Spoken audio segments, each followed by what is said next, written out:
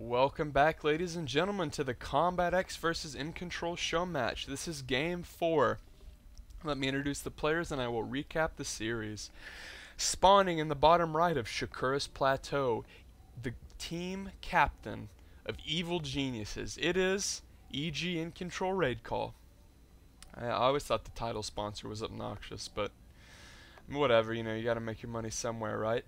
Spawning in the bottom left, the creator of the combat cannon, the master of cheese and bad manner. It is CombatEX. Both players bantering quite a bit at the beginning, as they've been doing throughout the series, and both players electing to go with a pylon in their main base. Well, you're saying, no shit, why wouldn't they? And I say to you, CombatEX won Game 2 with 10-10 gate on Ohana LE. What is 10-10 gate? It's when at the beginning of the game you send a probe out immediately, put your first pylon somewhere near their base, and proxy 2 gateways at 10 supply and just pump zealots until they die. As for the other games, CombatEX, of course, lost Game 1. EGIncontroL elected to go for Dark Templar tech. EGIncontroL was successful with his Dark Templar tech after his failed blink all-in.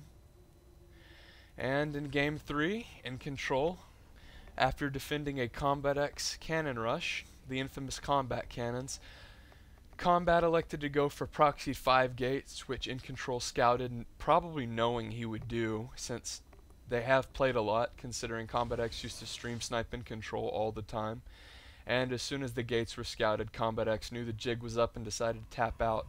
So we're at 2-1 in favor of EGIncontroL in this best of 5. So if you don't know what's on the line here, whoever loses has to give the other player $100. So it's a $100 show match, and CombatEX feigning the cheese. EGIncontroL about to scout him. He's just going to be safe and have a few probes get in the way so Combat can't complete a wall off. And as you can see in Combat space, this is a complete bluff. He opened gateway. CombatEX going bonkers trying to find cheese, talking to EGIncontroL. I mean, if I played CombatEX, I would be. I mean, EGIncontroL beat Combat in a macro game, Game 1, lost to cheese in Game 2, narrowly defended cheese in Game 3. If I was EGIncontroL, I would definitely be looking out for more cheese. CombatEX with his combat probe, less than the Huck probe, probably greater than the Spencer probe if y'all watch Cheese Pizza, a series on my channel where I do 2v2 cheese games. Link to that will be in the description. EGIncontroL getting his first zealot out. This probe is not long for this world, and we'll go back to Camp Combat. EGIncontroL being obnoxious, attacking this pylon with this probe. This is super obnoxious because if you do it for long enough, it actually does a significant amount of damage.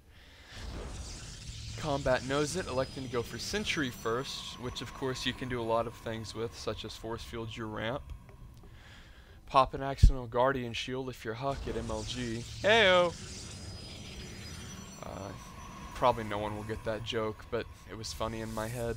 Anyway. CombatEX chronoing the gateway and not the cyber core, so probably won't get a 4 warp gate rush here. That much is obvious for those who play StarCraft, and for those who don't, it is not. That's why I say these things. Double gas for Combat, and EGIncontroL getting a robo. So this is 1 gate robo.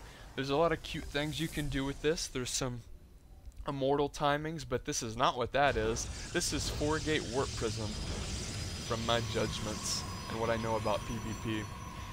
So more or less, EGIncontroL is getting out a couple zealots to scout around for cheese because he does not want to lose to CombatEX cheese, and he's gonna get out a warp prism. And if I had to guess, he's gonna fly somewhere, go into phase mode, warp in, ferry the units up into the main, and just completely bypass this sentry little cluster Combat has, which is smart because he knows Combat has been electing to go for sentry openings.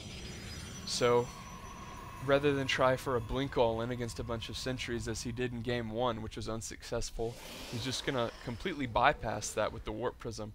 Although I will be interested to see, since CombatEX opens Stargate as he has when he elected to play macro, this owns this.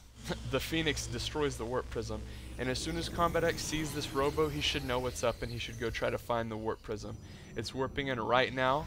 Yep, just as predicted, it's going to ferry up. And if EGIncontroL loses this Warp Prism, this is going to be very, very bad.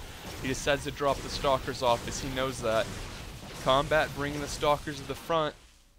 And EGIncontroL narrowly saving the Warp Prism. He's going to use the Warp Prism for high ground vision, try to snipe the Phoenix, and try to ferry up into the main. Or, it looks like he's just going to ramp run CombatEX. This is very, very difficult because obviously the Warp Prism can come up right here and warp in while CombatEX has to dedicate all of his forces to the very front of his base. If this gets up the ramp, it's GG for Combat. And uh-oh, EGIncontroL dropping Zealots in the main. This is not good for CombatEX. He's looking to fall to EGIncontroL 3-1. Oh, this is bad. EGIncontroL warping in the main. CombatEX, all the shit talk in the world couldn't save him now. Probes are falling. EGIncontroL with the GG. Get the fuck out. That's not I'm quitting GG. That's get the fuck out. This isn't good. CombatEX forced to pull probes to fight the Zealots. Brilliant build by EGIncontroL. 4-gate Prism. Perfect thing against CombatEX, who likes to open Stargate Sentry heavy. Uh-oh. CombatEX like to tap out. Looks like EGIncontrol's going to take this best of 5 show match, asking what EGIncontrol's PayPal is so he can pay them the money. Wow, EGIncontrol taking the show match against the mighty CombatEX. Incredible. After all those games that Combat stream sniped EGIncontrol, after all the shit that both of them have been through and how much they dislike each other, very interesting to see how the rivalry kind of panned out. CombatEX, of course, as many of you OG StarCraft fans know, he lost a Brood War show match to a Team Liquid moderator named Chill, also 3-1 I believe, and Day9 casted it. I'm sure you can find those VODs on YouTube, but that's a different story. I'm not casting that.